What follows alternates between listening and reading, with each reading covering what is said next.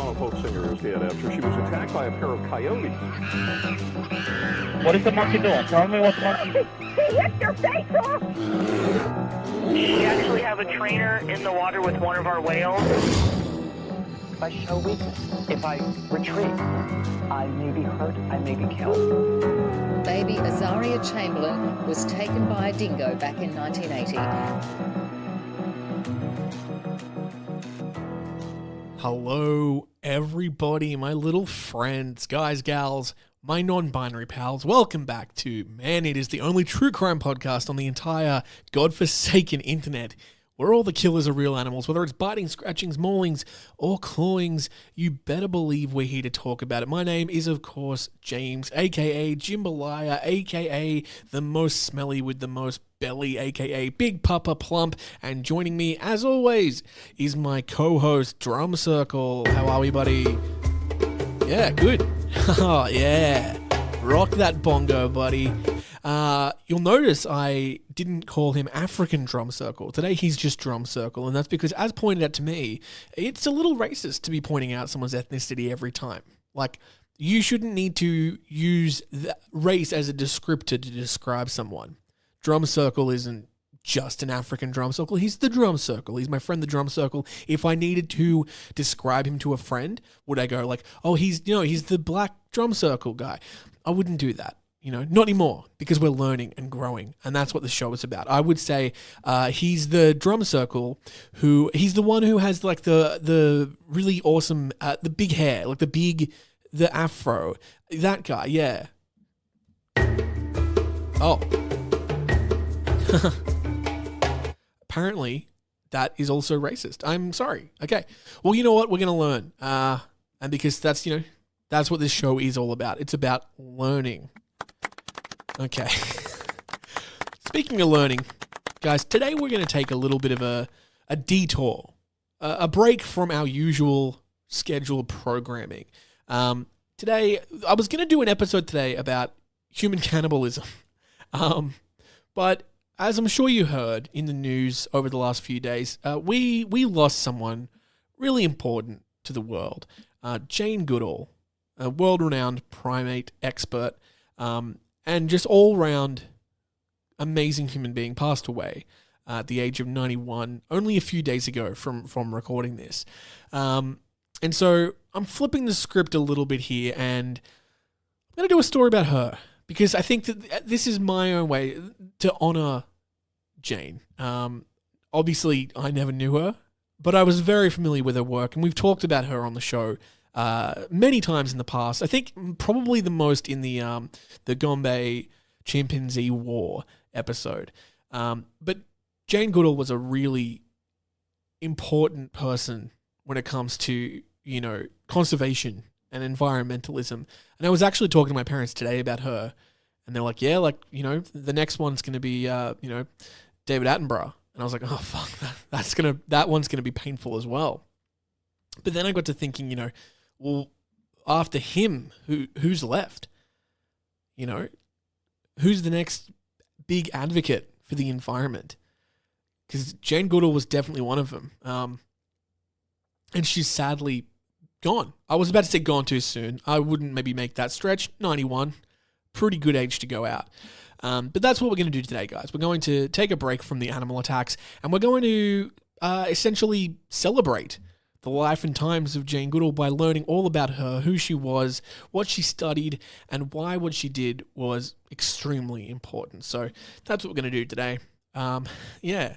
So if you've got a drink with you, which would be great if you do, if you've got a drink, pour some out for Jane, and let's learn all about Jane Goodall and her life.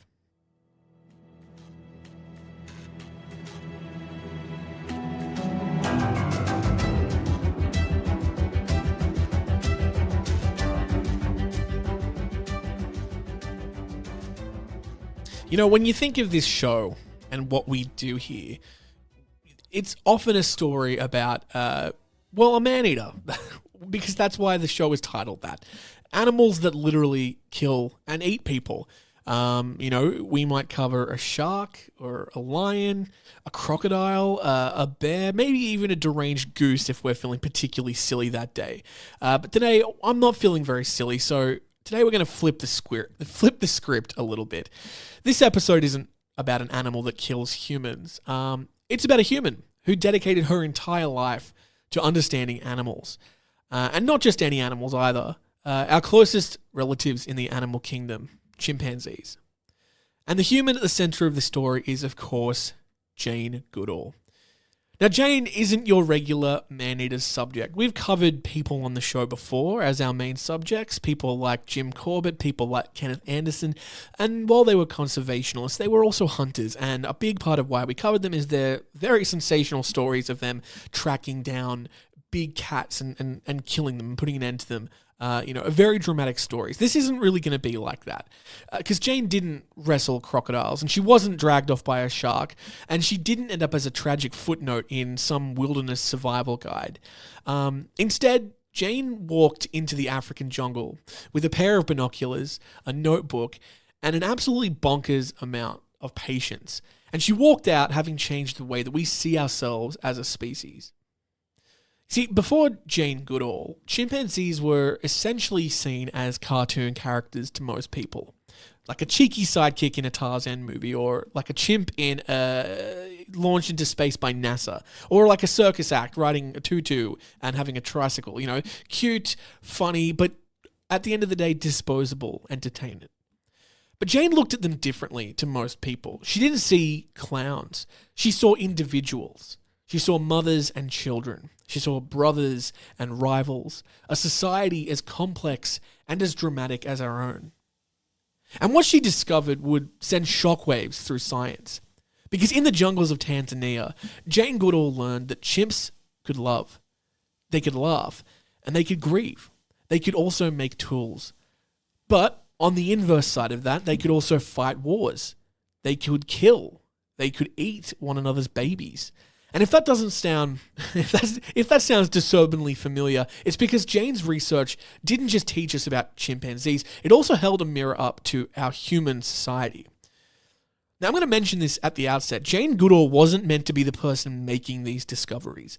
At the outset, at the beginning of her career, she was not a scientist. She didn't have a degree. In fact, when she first set foot into Africa, she was a 26-year-old secretary from England who'd simply dreamed of living amongst wild animals since she was a child. And yet, somehow, against all the odds, this young woman, armed with nothing more than curiosity and sheer bloody-minded determination, ended up becoming one of the most important scientists and one of the most fierce conservationists of the last century. So today on Man Eaters, we're stepping into the jungle with Jane Goodall, a woman who showed us that chimpanzees aren't just our cousins, they're our mirrors. Sometimes playful, sometimes passionate, and sometimes terrifyingly violent. And in the end, what Jane discovered wasn't just the secrets of chimpanzees, it was the darker truths about ourselves. Jane Goodall's story doesn't start in Africa. It starts in Bournemouth, in England, in 1934. And picture this, it's a sleepy seaside town, all beautiful tea houses and pebble beaches. It's the kind of place where the most exciting wildlife you're likely to encounter is like a stubborn seagull stealing your chips at the beach. But from the very beginning, Jane was wired differently. While other little girls were dreaming of dolls and learning piano, Jane was obsessed with animals. And not just the cute animals either, all animals. There's actually a famous story about how when she was a toddler, Jane carried a bunch of earthworms into bed with her. Now most kids would actually scream at the sight of worms, but Jane tucked them under the covers. And her mother, to her credit, instead of panicking, gently explained that worms need soil to live. So, Jane, already taking notes like a tiny little naturalist, solemnly returned them to the garden. And that moment tells you a lot about who the person Jane was. She wasn't just fascinated by animals, she actually empathized with them. Even at 2 years old, she was trying to imagine life from their perspective. Another time, around age 5, she disappeared from the house for hours. Her parents nearly called the police, they were so worried. And then, just before dark, Jane came back from the chicken coop, absolutely beaming. And why was she beaming? Well, she'd finally solved the mystery of where eggs come from. She'd been crouched silently in the straw for hours, watching a hen lay an egg. And when her frantic mother asked why she hadn't told anyone where she'd gone, Jane simply said, "I had to see it for myself." That curiosity, the kind that makes you sit in a bunch of chicken shit for hours at the age of 5, well, that's exactly the same curiosity that later let her down in the jungle, watching chimpanzees for months without giving up. But back then, Jane wasn't really thinking about science. She was just dreaming about adventure. She devoured books like Dr. Dolittle, stories where people could talk to animals. And of course, she absolutely fell in love with Tarzan. The vine-swinging, ape-hanging jungle man was her hero. Jane Goodall would later jokingly say, "Of course I fell in love with Tarzan." Sadly, he married the wrong Jane. Now, I'm going to put you into her footsteps. Imagine being a young girl in a conservative post-war England and announcing that you wanted to live in Africa and study animals. It's about as realistic as saying you wanted to become an astronaut or join the Avengers. Women don't do that. Scientists were men in lab coats. Women were meant to be secretaries, nurses, or teachers. But Jane really didn't care about this. She held on to that dream with stubborn, almost ridiculous determination. She would tell anyone who asked what she wanted to do when she said, I want to go to Africa. I want to live with the animals and I want to write books about them. And here's the thing, Jane didn't come from money. There was no family fortune funding her adventures. She didn't go to Oxford or Cambridge. She left school at 18. She worked as a secretary and even took jobs as a waitress to make ends meet. She was just an ordinary young woman with an extraordinary obsession. And yet, that obsession was enough to carry her. So, when an opportunity finally came, when a friend invited her to visit Kenya in the late 1950s, Jane didn't hesitate for a second. She packed her notebooks, she grabbed her binoculars and her dreams, and she boarded a boat for Africa. This was the beginning of everything. By the time Jane was in her early 20s, her dream of going to Africa was still that, a dream. She was working as a secretary in London, taking shorthand, typing letters, living a perfectly ordinary life. But underneath all that was still the same little girl who once sat in a chicken coop for hours waiting for an egg to pop out. And then one day, the universe threw her a bone. A school friend invited her to Kenya. For Jane, this was like getting a golden ticket to Willy Wonka's chocolate factory. Only instead of candy rivers and Oompa Loompas, she's imagining lions, elephants, and jungles. Of course, in the 1950s, flying to Africa wasn't cheap. This wasn't like a budget airline and an Airbnb kind of trip, no. So Jane did what she always did. She worked. She took temp jobs, she saved everything she could, and eventually she scraped enough money together to make the trip. In 1957, she boarded a boat to Kenya. Think about that. It's a 3-week journey by sea, leaving behind a grey, rainy England for the unknown. This wasn't just a vacation either. This is really a leap into the unknown. When she arrived in Nairobi, she had no job, she had no plan, and she had no idea what was coming next. But as fate would have it, she met the one person who could change everything, Dr. Louis Leakey. Now, Leakey wasn't just any scientist. He was one of the world's leading paleoanthropologists, famous for digging up ancient human fossils in East Africa. And he was obsessed with one single question. Where did human beings come from? When Jane met him, she wasn't trying to impress him. She wasn't some hotshot researcher pitching a project. She was just a young woman who loved animals and could talk about them endlessly. And Leakey noticed something. Here was this woman with no formal training, but an incredible eye for detail, endless patience, and a passion that most academics lacked. She was sharp, but she wasn't weighed down by the textbooks or rigid scientific thinking. Leakey had a theory. If you really wanted to understand human evolution, you couldn't just study the bones. You had to look at our closest living relatives, chimpanzees. And who better to do that than someone who had no preconceived notions, no biases, and no ego? So, Leakey came up with what was, frankly, at the time, a fucking wild idea. He was going to send Jane into the Tanzanian wilderness to watch chimpanzees. Put this into perspective. This would be like if NASA announced today that their next astronaut wouldn't be a test pilot or a physicist, but a barista who just really, really, really liked space. But that was the beauty of it. See, Leakey believed that Jane's lack of formal training wasn't actually a weakness, that in reality this was her strength. And of course, not everybody agreed with this. Other scientists thought Leakey had lost his mind. A young woman with no degree living in the jungle alone? Absolutely not. What if she gets her period? It will attract leopards. That was my impression of a aristocratic scientist from the 1950s. No, even the British authorities got involved here. They refused to let Jane go unless she had a chaperone, which somehow that ended up being Jane's mother. That's right, Jane's mother ended up tagging along at the start of the expedition, making her probably the least likely jungle sidekick in history. But Jane didn't care either. She wasn't really worried about the danger, the snakes, the isolation, or the skepticism of the entire scientific community. She was finally going to Africa. She was finally going to see wild animals in their natural habitat. And so, in 1960, Jane Goodall, a 26-year-old woman with no degree, no training, and no plan beyond sit and watch some chimps, set off for Gombe Stream National Park in Tanzania.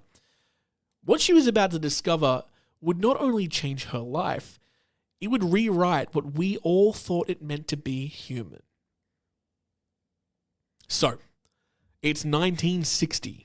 Jane Goodall is 26 years old, and she's stepping off a boat onto the shores of Lake Tanganyika in now what is known as Tanzania.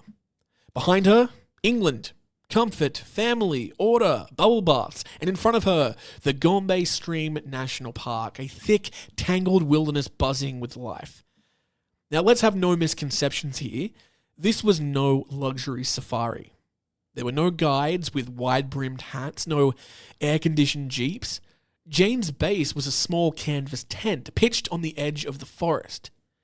She had a cook to help her with food, and at first her mother as a chaperone to appease the government officials who thought the idea of a young woman living alone in the bush was scandalous. And, it wasn't exactly cozy either. The tent leaked when it rained. The nights were filled with the screams of colobus monkeys and the distant, bone-chilling whoops of chimpanzees echoing through the trees. There were snakes in the underbrush, swarms of biting insects, and the very, very real possibility of leopards prowling nearby.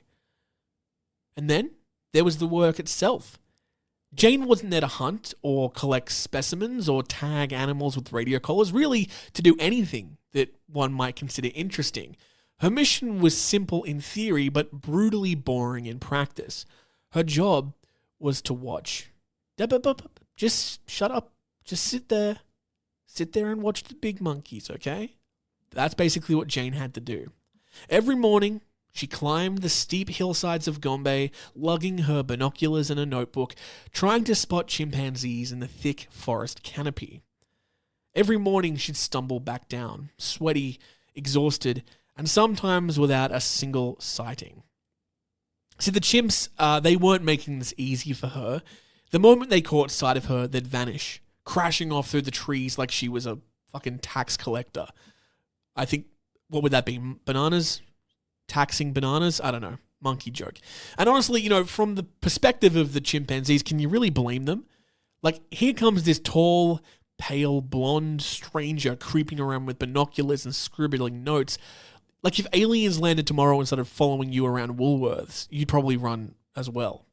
And weeks went by like this, honestly. Jane scribbled lonely notes in her journal. One of them read, "Saw one chimp far off today. Disappeared quickly. day after day after day after day after day, it was the same. But this is the part of the story where most people would have quit. Jane didn't. Jane was relentless. Just remember back to when she sat and watched the chicken laying the egg. Just like then, she'd sit here in one spot for hours at a time, just waiting.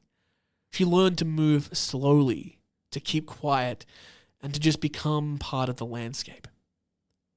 And then, finally, her patience started to pay off. Little by little, the chimpanzees began to realize that this odd human wasn't a threat. They stopped bolting away quite so fast. A few even allowed her to get within sight for longer than a few seconds.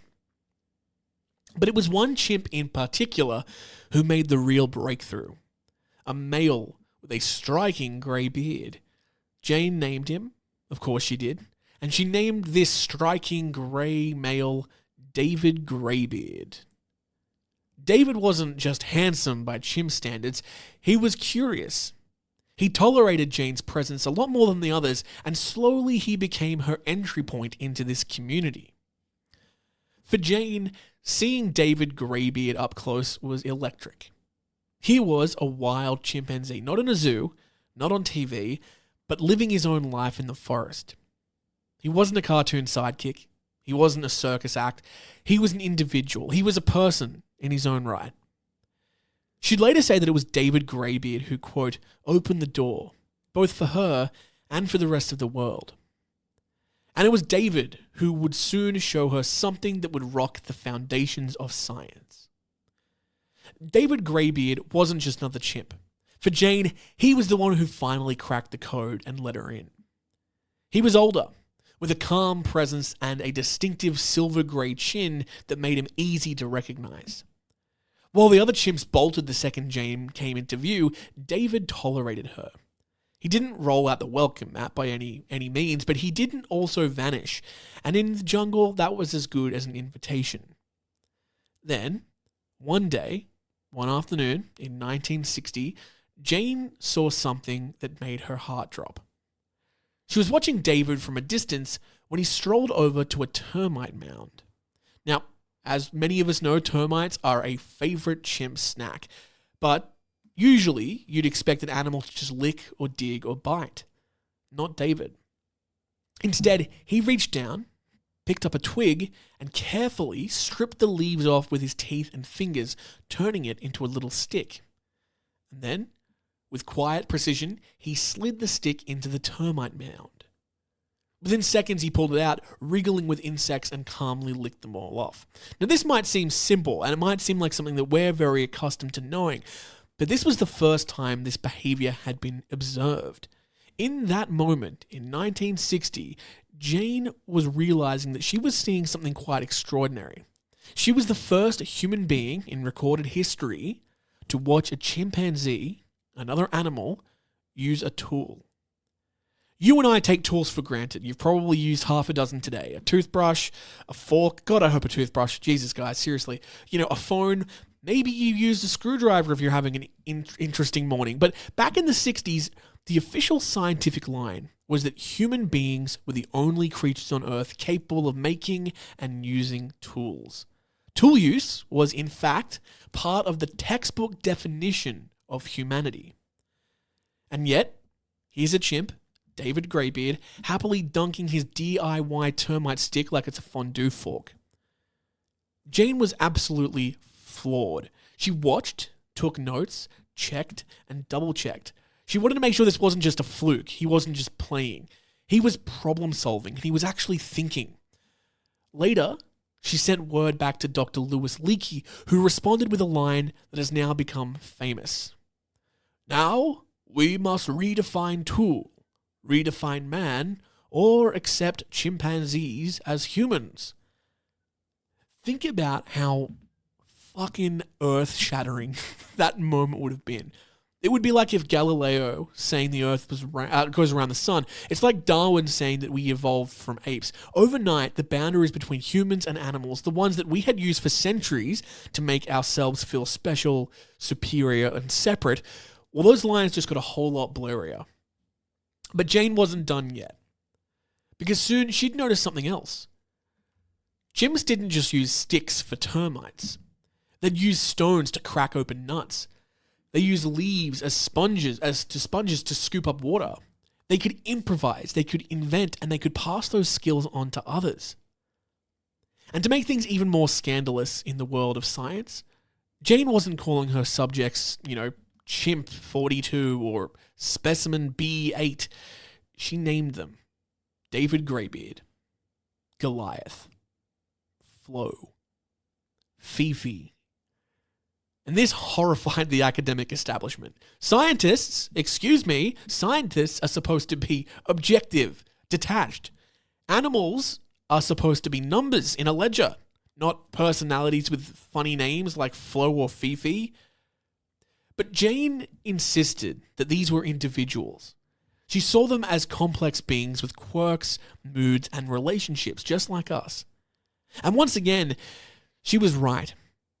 Because giving them names wasn't just sentimental, it was accurate. These weren't anonymous lab rats. To her, these were people. People who just happened to have more hair and better upper body strength than most. And thanks to David Greybeard, the world would never look at chimpanzees the same way again.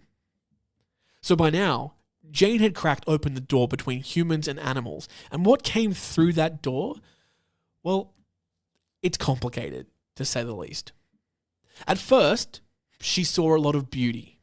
Chimps grooming each other with gentle precision. Mothers cuddling their babies. Youngsters tumbling and wrestling like over-caffeinated toddlers. She saw friendships. She saw alliances. She even saw tenderness, and maybe what she was seeing was love. There was one chimp, though, Flo, who became a bit of a celebrity in Jane's notes. Flo was a loving, doting mother, and her kids, Fifi, Fegan, Flint, they grew up in the spotlight of Jane's observations. The Gombe chimps weren't a wild animal pack anymore.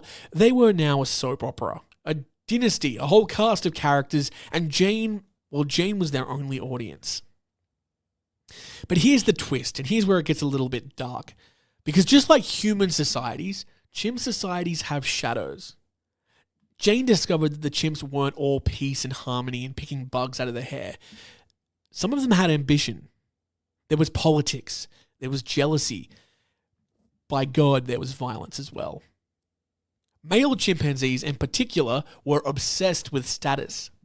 At the top was the alpha male, the leader, the boss, the one that every other chimp had to obey or challenge. But being an alpha, it wasn't just about muscles. It was also about brains, about alliances, about knowing who to fight and when to schmooze. Does this sound familiar to you? Because it's basically just office politics with more hair and hopefully fewer spreadsheets. Now, Jane documented coups where younger males would overthrow the alpha with ruthless efficiency. She saw manipulation, she saw backstabbing, and she saw dramatic power struggles that wouldn't be out of place on an episode of Game of Thrones. But the darkest revelation came in 1970, when Jane witnessed something that scientists had never imagined. Chimps at war. We've talked about this story in detail, so if you want to go back and listen to the Gombe chimpanzee war, feel free to do that. But I'm going to boil down what happened here. Now, this all started with a once unified Gombe community that had split into two. On one side was the Kasakela group, and on the other side was the Kahama group. At first, it seemed like a simple social rift. Some chimps drifted one way and others the other. But then, killings began. Over the course of 4 years, Jane watched as the Kasakela tribe launched coordinated, organized attacks on their rivals. They didn't just fight in the heart of the moment, they planned, they patrolled, and they ambushed. One by one, the Kahama males were hunted down, often by groups of attackers, and killed. The females were captured, sometimes forcibly integrated into the victor's group. And this wasn't random aggression, this was truly warfare. And this is the first time war had ever been recorded in a non-human species. For Jane, this was personally devastating. She had gone to Gombe full of hope, believing that she might be watching, quote-unquote, our better angels in action. She thought this was proof that humans weren't destined for violence. But instead, she found a mirror. Yes, chimps could be tender, loving, and nurturing, but they could also just as equally easily be cruel, calculating, and shockingly brutal. It shook her to her core, and she later admitted that she fell into a depression, struggling with the reality that these animals that she loved so deeply could commit what looked like atrocities. But like a good scientist, she didn't look away. She kept documenting, she kept observing, and the truth that she uncovered was bigger than comfort. Chimpanzees, like humans, contain multitudes. They are capable of astonishing kindness and terrifying violence. And that was perhaps Jane's greatest gift to science. Not just the discovery of tool use, but the recognition that our closest relatives are complicated, they're contradictory and emotional beings. They aren't just caricatures of innocence, and they're not monsters either. They're just like us, but in fur coats. And that knowledge, truly, is very unsettling. Because once you see yourself in them, the line between animal and human gets very, very thin, very, very fast. By the 1980s, Jane Goodall had been in Gombe for over 2 decades. She'd gone from a young woman with no degree and a notebook to one of the most famous scientists on planet Earth. Her discoveries had rewritten textbooks, it had rattled philosophers, and it had sparked furious debate on what it means to truly be human. But Jane wasn't content just to stay tucked away in the forest with her chimps forever. Because as the years rolled on, she started to notice something alarming. The world outside Gombe was starting to creep in. The forests were shrinking. Villages were getting closer. Trees were being cut down for firewood and farmland. And the chimps, these brilliant, complex creatures that she knew by name, well, they were losing their homes. Suddenly, her work wasn't just about watching chimps. It was about actively trying to save them. Jane realized that she had 2 choices now. She could stay in Gombe, quietly collecting data, or she could step back onto the world stage and try to make people care. And in true Jane Goodall fashion, she chose the more difficult path. She packed her bags and began traveling. At first, it was just small talks at universities, and then bigger lectures, then full auditoriums, and then arenas. Jane became a voice, not just for the Gombe chimps, but for the whole natural world. She founded the Jane Goodall Institute, which worked to protect chimps and their habitats, but also focused on the bigger picture: conservation, community, development, and education. One of her most powerful ideas was simple but radical. If people are destroying the environment because they're struggling to survive, then you can't just tell them not to cut trees down. You have to help find them alternatives: health clinics, sustainable farming, education.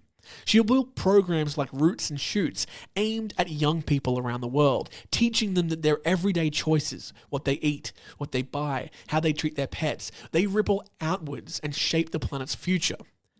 And here's the thing, Jane didn't do this with flashy gimmicks or fiery speeches. She did it with calm conviction. With that trademark soft voice and steady gaze, she didn't shame people into caring. She inspired them. It's easy to forget, even now, that Jane wasn't a trained activist or even a trained scientist when she began. She was simply a curious young girl who loved animals. But by following that curiosity, she ended up shifting global conversations about conservation, climate, and animal rights. By the 1990s and the 2000s, Jane was more than a scientist. She was a symbol, a kind of secular saint of environmentalism. She showed up at the UN. She advertised governments. She was in documentaries. She was in children's books. She even played herself on The Simpsons. And that's actually my first interaction with her. But what truly was remarkable about all of this is that through all this time, through the fame, through the travel, through the endless lectures, she never stopped being herself.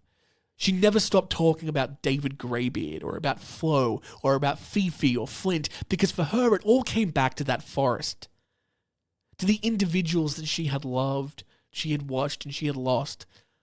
These weren't case studies for her. These were like her family. And she always said that family was worth fighting for. Now, Jane Goodall passed away a few days ago actually, at the age of 91. And she left behind a legacy that will echo for generations. Her life was a bridge between humans and the natural world, and her work changed the way we see ourselves and our closest relatives. Scientifically, she transformed primatology. Before Jane, the study of animals often meant observing them from a distance, labeling them with numbers, and recording only what seemed measurable.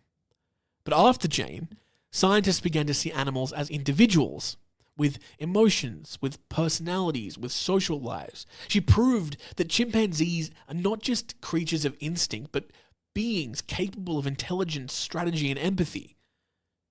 But all of her influence, it went far beyond research.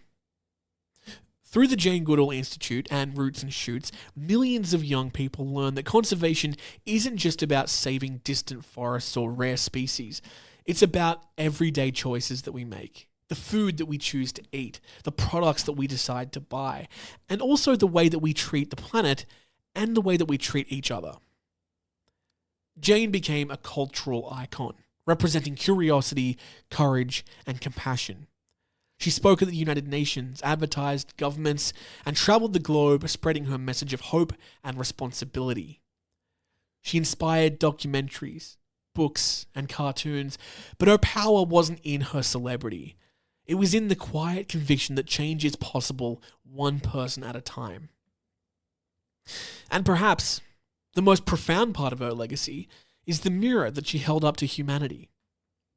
By studying chimpanzees, their laughter, their love, their conflicts, and their brutality, Jane forced us to see ourselves more clearly. She reminded us that humans are part of nature, not separate from it, and that we have a responsibility here to protect the world because we share it with other creatures. Jane Goodall may have passed, but her vision endures. The forests of Gombe, the chimpanzees she loved and named, the countless people she inspired, will continue her work. And in that sense, Jane's immortal. Not in memory alone, but in every action that seeks to protect the life and the world that she cared for so deeply. Her story reminds us, curiosity, courage, and compassion, those are the things that changed the world. And even though she's gone, her message lives on. In scientists, in activists, in anyone who dares to look at an animal and see a reflection of themselves. So, that's the story of Jane Goodall. A girl who once cuddled worms in her bedroom, dreamed of swinging through the African jungles like Tarzan, and grew up to rewrite science and conservation forever. A few days ago, the world lost Jane Goodall. She passed away at 91, leaving behind a legacy that is as enormous as the forest that she loved and as intricate as the societies of chimpanzees that she studied. But even in death, her life is a map, showing us how curiosity, patience, and compassion can change everything. And that's why, in a way, this story belongs on Man-Eaters. Because sometimes the scariest and most challenging truths aren't about a predator lurking in the bush or a shark swimming in the ocean. Sometimes it's about seeing ourselves reflected in the creatures that we share the world with. Seeing that intelligence and emotion and even cruelty aren't just human, it's in them too. Jane Goodall spent her life bridging those gaps. And now it's up to us to carry it forward. To respect animals, to protect the planet, and maybe just live a little bit more like she did.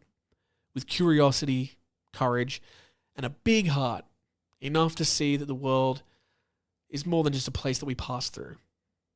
So, from the bottom of my heart, raise your glass, and let's just say cheers to Jane Goodall, a girl who went to Africa, and a woman who changed the world. And the voice that will keep whispering from the forests of Gombe, reminding us to look closer, to care harder, and to never stop wondering. Here's to you, Jane.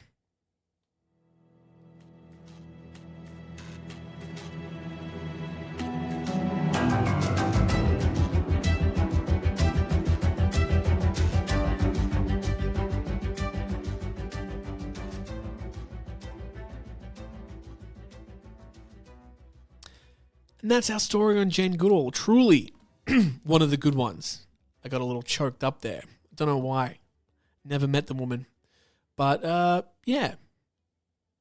I don't know. I just feel very inspired by, by the story that we just heard. I hope you feel the same way. And I hope that some of those things that she did, you know, even if it's just being a more curious person and looking out for each other, I hope that, I hope you're inspired to do the same. We're going to take a quick break, and we will be back with the rest of our show. Go and do a week.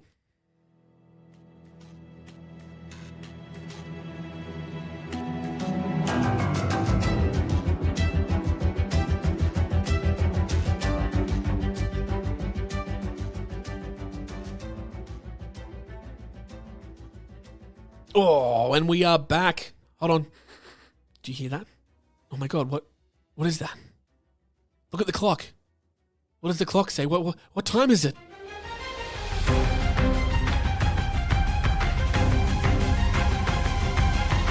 That's right. It's time for the Scratch the Day part of the show where we look at animal attacks and animal-human conflict in the news and we learn about it. Today, starting with a story that I actually heard being discussed online a little bit too cavalierly.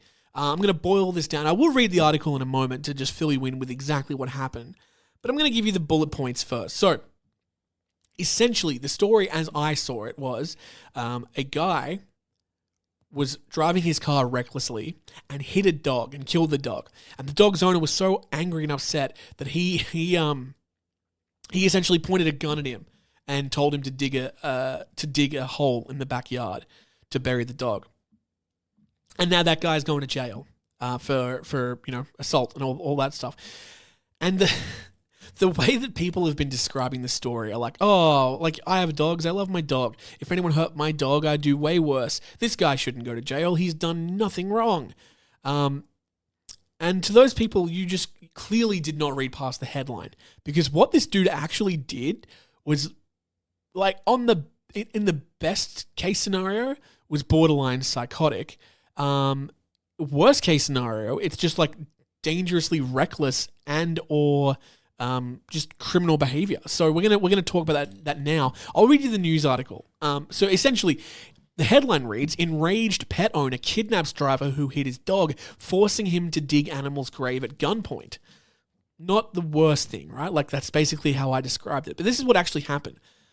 An unhinged Texas man, outraged that his pet dog had been run over, held the driver hostage at gunpoint and forced him to dig to the animal's grave, according to police.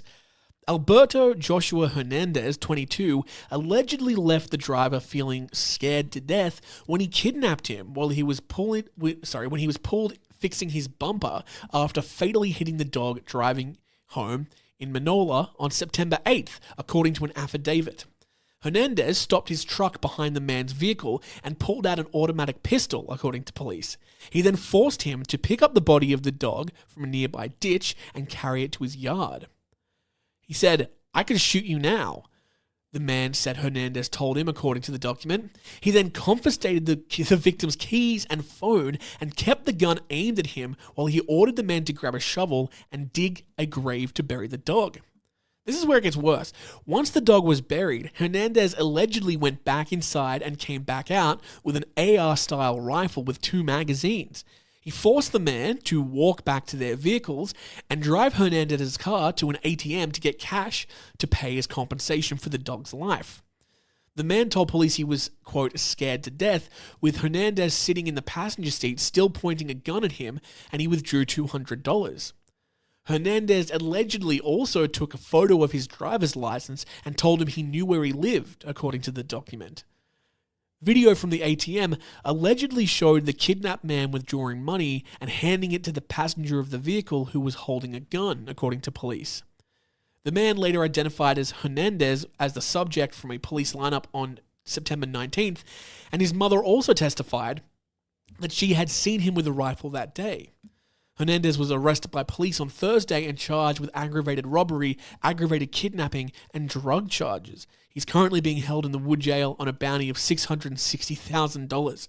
So yeah, the story's a little bit more involved than was first made out, huh? He wasn't just like this guy who was upset that his dog was run over. He basically used the dog as an excuse to rob him. And it's interesting too that he was driving in the truck and pulled so the dog was on the road and got hit by a car, but then the dog's owner was in a truck, so the dog just running around leashless. It sounds to me like this dude was not being a very good pet owner. And at worst, my other thought was that, well, maybe he didn't care that this happened. Maybe he orchestrated. Maybe he just lets dogs loose, lets them get hit by cars, and then he threatens to kill the drivers of those cars. So pretty terrible. So yeah, I've seen a lot of people saying that the guy did nothing wrong. He absolutely did everything wrong. Even if all he did was point the gun and say, dig the grave. You're not allowed to do that.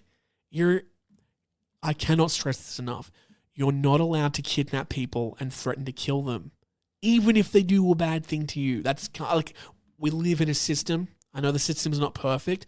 What you're supposed to do is call the cops and they handle this shit for you. Now the guy's probably going to go to jail and the dog is still dead. But hopefully that guy got his $200 back. Okay, next story. Oh, good. I've got an ad blocker problem. Hold on. Oh, fuck it. I'll skip that. I'll come back later. Okay, next story. This is from India, so get ready for some terrible, terrible pronunciations of some names. The Indian Express reports that fear grips Bangladesh, I think that's the place, after elderly couple killed in another wild animal attack. We get these a lot, but the difference here is that it's believed that this was a wolf, not a leopard or a tiger. An elderly couple was attacked and killed by a wild animal, suspected to be a wolf, while sleeping in their hut in Barak, sparking alarm along residents. The area has witnessed frequent suspected wolf attacks since September 9th, claiming the lives of 4 children and leaving 16 others injured. A massive search operation is now underway to trace the wolf, and officials have reportedly decided that if it cannot be captured, the animal will be eliminated. The deceased have been identified as Kedan and his wife Manika, both in their 60s, residents of a nearby village. According to forest officials, they received information early this morning about the killing of the couple by a wild animal. The forest department team rushed to the spot and took custody of the bodies. The matter came to light when the couple's family members went to the hut and found their bodies with injuries. During preliminary inquiries, officials found that the couple had been sleeping in a hut located some distance from their house at night. While the department has not clearly identified the animal, it is suspected that a wolf was behind the deaths. A division forest officer said in a statement that prima facie the attack appeared to be from a wolf. The series of wolf attacks in Barak, I think it's Barak, began on September 9th when a child was killed in a village. Since then, similar incidents have been reported repeatedly. So far, the attacks have occurred within a 15-kilometer radius in the area. Forest officials said that the wolves are behaving differently this time of year compared to last year. Earlier, most attacks happened at night, but now the animals are attacking even during the day. Locals are making several precautions, including moving at night.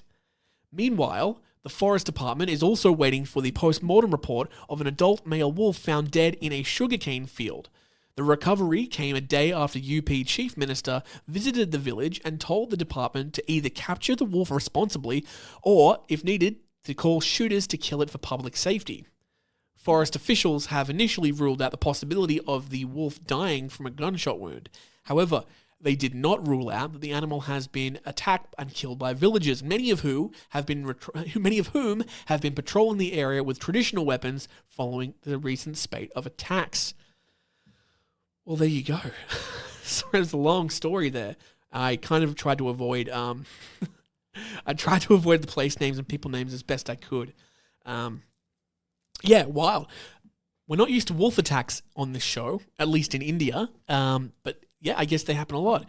Usually it's a leopard or a tiger or an elephant in some cases as well. But great. Now India has to deal with wolves as well. Okay. Got another story. Speaking of elephants, tourists escape death after being attacked by a 6-ton elephant. This happened in Botswana. A group of tourists narrowly escaped death after a bull elephant overturned 2 safari canoes in Botswana. 2 couples were being pole gondola style. Wait, what? 2 couples were being poled gondola style through a shallow reed-filled water on September 27th when their guides approached a female elephant with 2 calves, prompting a nearby bull to charge.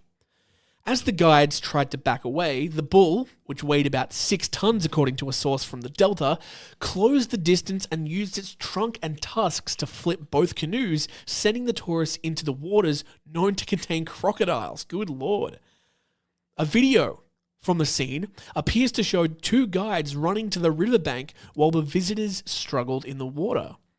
One woman, after briefly getting to her feet, was knocked down again by the elephant, who seemed to hold her underwater for a moment before turning away and rejoining the herd. Her husband then helped her to the shore, where the rest of the group also retreated. Quote, "They had a very lucky escape. All 4 could just as easily been killed by that angry bull," a former South African game ranger told the Daily Mail. Botswana's Okavango Delta, a UNESCO World Heritage Site, is a vast inland wetland where the Okavango River fans into the Kalahari Desert, creating a rich ecosystem of channels, swamps, and islands that support large populations of elephants, lions, leopards, and hippos. There you go. I was hoping that video might be available, but it's apparently not. All right. Final story. We've got 4 today. I wanted to read this one because it involves a celebrity, and we all love when that happens. Tyrese Gibson.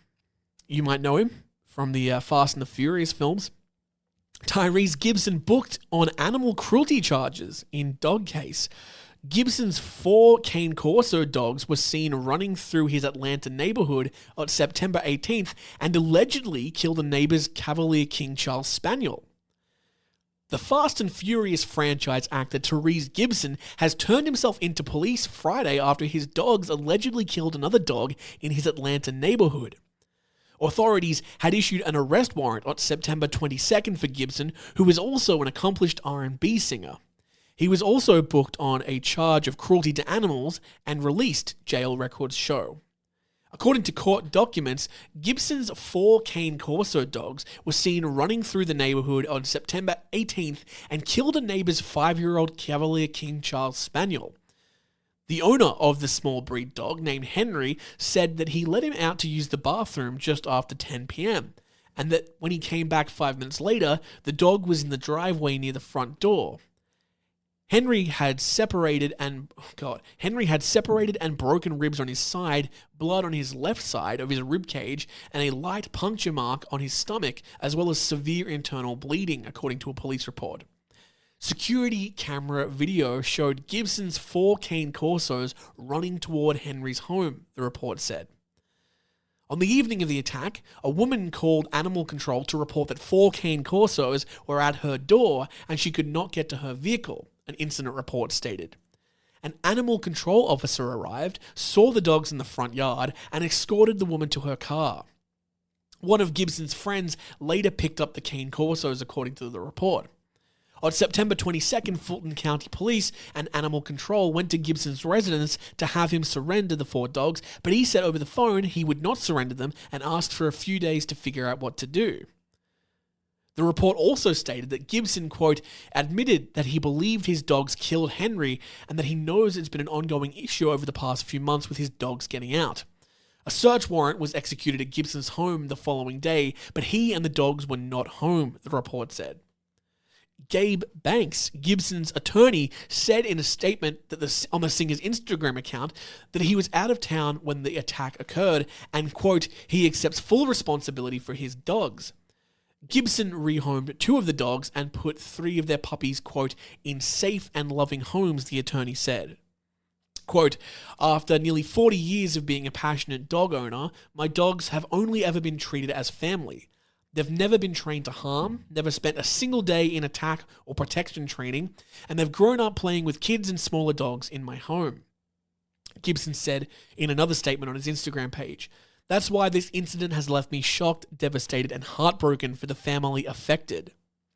A Fulton County police captain said in the report that some of Gibson's dogs were seen running through the neighborhood more than 5 times over the past few months, and that Gibson had received a separate warning on September 7th. He also received a notice of a special permit he needed for having more than 10 dogs, according to his report. It is currently not clear how many dogs Gibson has. On its website, the American Kennel Club says of the breed, quote, smart, trainable, and of noble bearing, the assertive and confident Cane Corso is a peerless protector. As with other big guardian's dog, the AKC adds, responsible breeding and early socialization with people and other dogs is vital. And there's that story. My God, that's probably going to be an ongoing one that we'll have to check back in on a future episode. I'm so sorry I've tripped up there. A lot of animal attack in the news. I really like that. Not the people or dogs that were killed, but I like that there was animal news. What am I saying? I don't even know. Gang, that is going to bring us to the end of today's episode. Just wanted to once again say thank you to Jane Goodall for being her. It is a bit of a loss, you know. I think that when someone like this dies, like a Steve Irwin type or a Jane Goodall type, they're just like, there's not that many people that are purely good. And I think Jane Goodall was purely good. I mean, it was in her name, right? All she did was good. Good all. So good night, Jane Goodall. And I know that this program is sometimes not salacious, but, you know, sensationalist. We talk about brutal animal attacks, but at the heart of it, I'm an animal lover. And a lot of what was in that story, I kind of feel for myself, not to pump myself up too much, but listen, you know, I am someone with no degree, with no formal training. I simply love animals and nature, and I'm trying to do my part. And so, yeah, if you want to visit the Jane Goodall Society or Institute, I'm sure that they will have ways to get involved, probably ways to support their future work as well. So that's probably a great idea. And terrible, awful segue. But speaking of support, it's time to give some shout outs to our Patreon pals. So the following people, these are our free members. A little bit of a shout out for you guys for being there. Riley, Seb, Mark, Suitable, Tristan, Carla. We've got After and Alazia. I think that's how you say it. Yep. We've got it's Rhiannon. I know who that person is. We've got Annie. We've got BT Jaws. We've got Jessica. We've got Brandel. We've got Tracy. Those are our free members, and then we have some people on the Puma tier. I want to say thank you to Alyssa, our Puma tier supporter. We have and also Lexi, a Puma supporter, and Jack as well. And then we have a couple Leopard supporters. We have Marcy. Actually, it's just Marcy on the Leopard tier. On the Lion tier, it's Dawn, a Day One supporter. Thank you, Dawn, so much. And also Lizzie on the Lion tier. And finally, the big one, Aubrey, our Tiger tier supporter. All of you guys, thank you so much for doing what we do. I have a new series on the Patreon where I go through and watch an old movie called Buffalo Rider. New episode of that just came out. So go and check that if you would like. Otherwise, folks, I'm going to say thank you so much for supporting the show. Thank you for the kind words over the last few days. And I hope everyone is staying safe out there because as we've learnt, it's a jungle out there.